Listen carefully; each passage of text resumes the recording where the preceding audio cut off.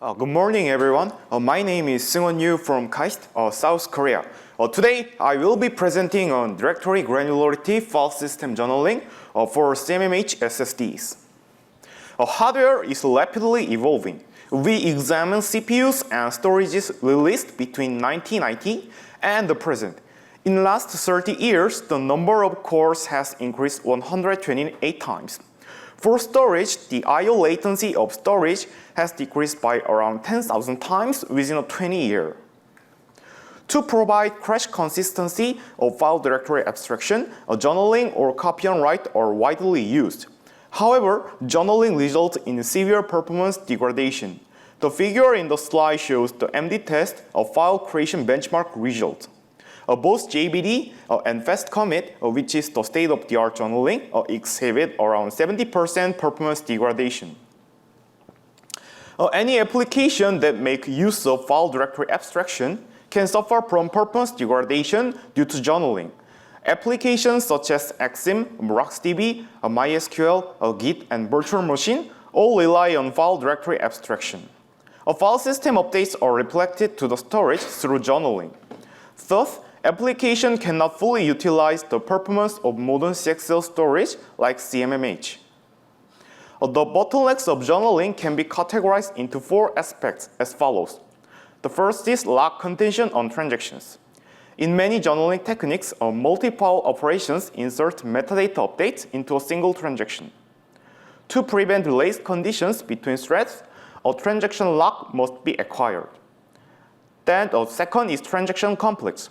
A transaction conflict occurs when an object to be inserted.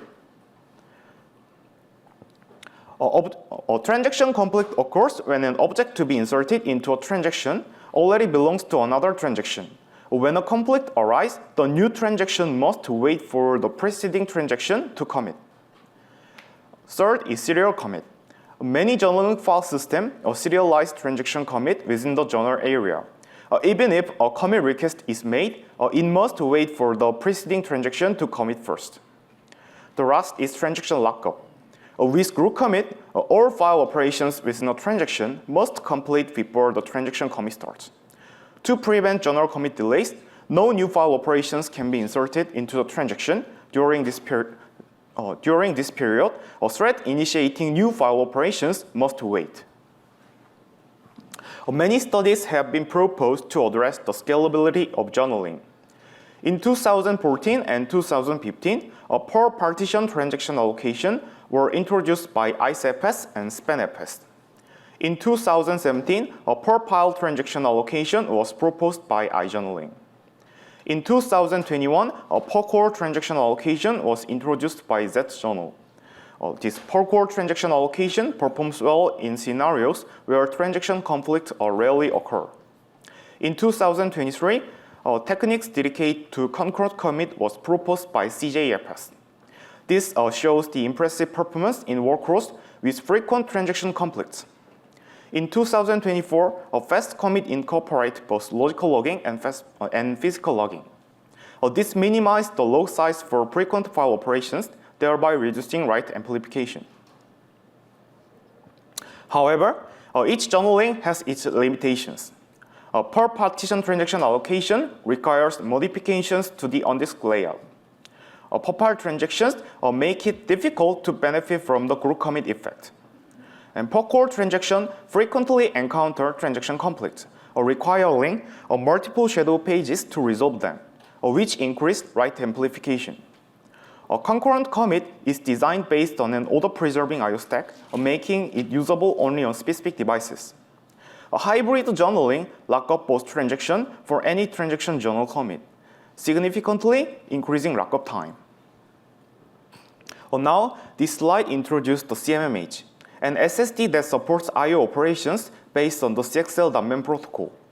CMM-H supports both block I/O via CXL.io and cache line I/O via CXL.MEM.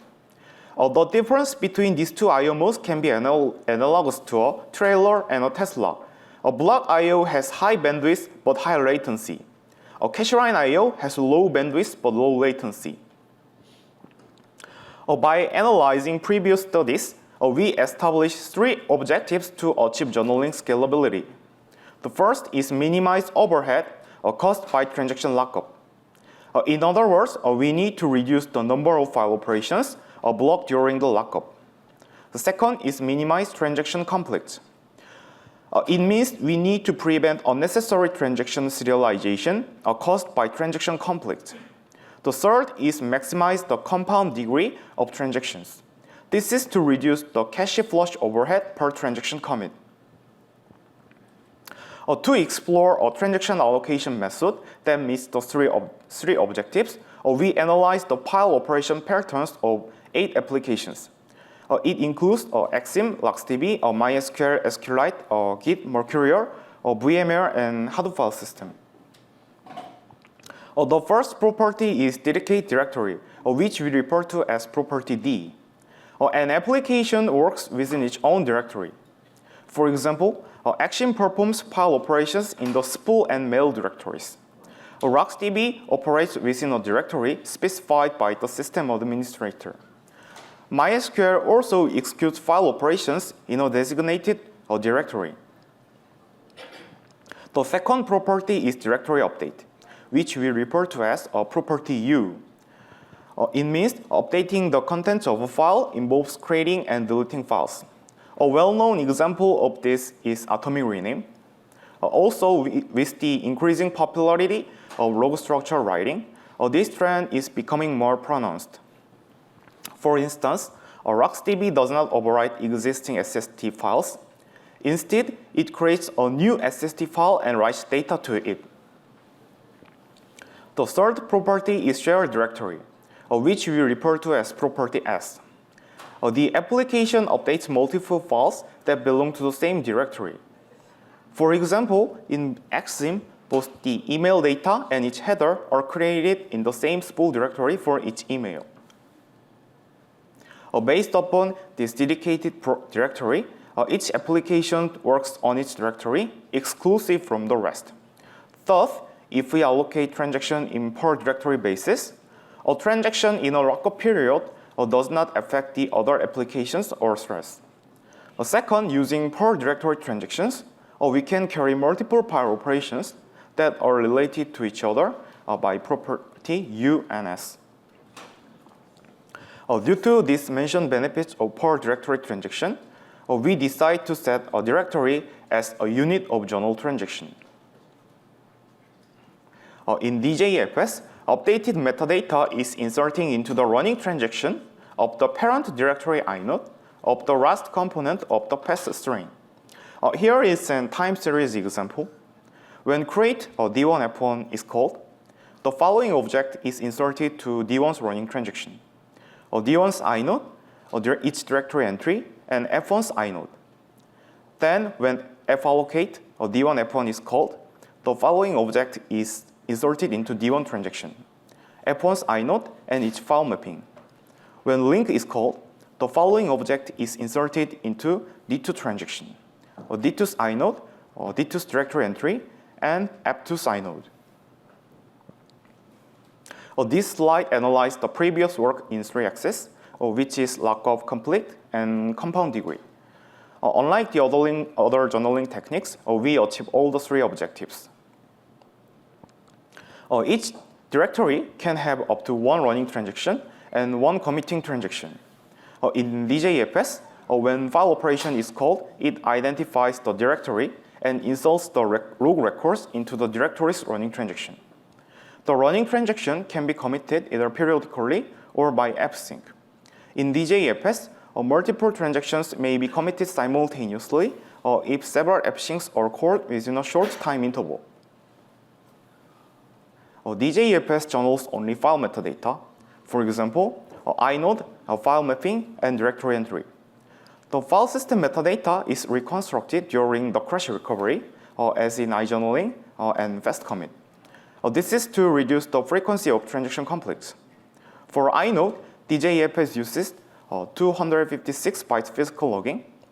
For index and directory block, it uses a cache line granularity differential logging, which is based on the bitmap. The reason DJFS employs is fine-grained logging is to ensure that the journal can fit into the CMM-H cache.